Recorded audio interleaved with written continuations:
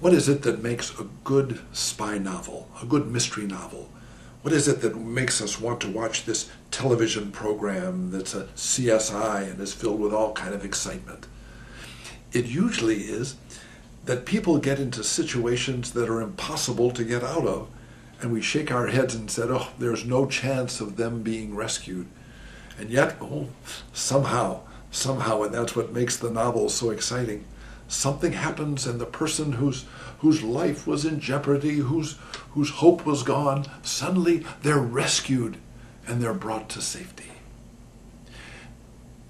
The message of rescue is the message of God for us. And just as we would see someone coming into a novel, someone coming into a television show and rescuing an impossible situation, you and I who have faith in God believe that God will enter into our life and rescue us. Rescue us from what? Well, rescue us from our sins by giving us forgiveness, rescuing us from fear in the midst of the things that debilitate us and hold us back, rescue us from dreams that have fallen apart to allow them to come to new life, and rescue us from the fear of dying forever, and then giving us the promise of resurrection.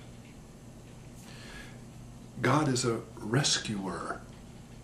And if your life has gotten into a dead-end street, know that he's going to come in and bring about a new life.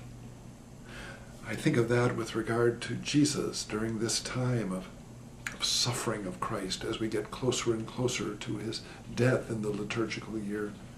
He turns to the Father and says, Father, rescue me. Certainly Christ is going to die.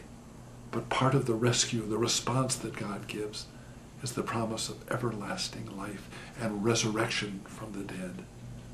Remember, the God we believe in is a God who rescues us. Be rescued.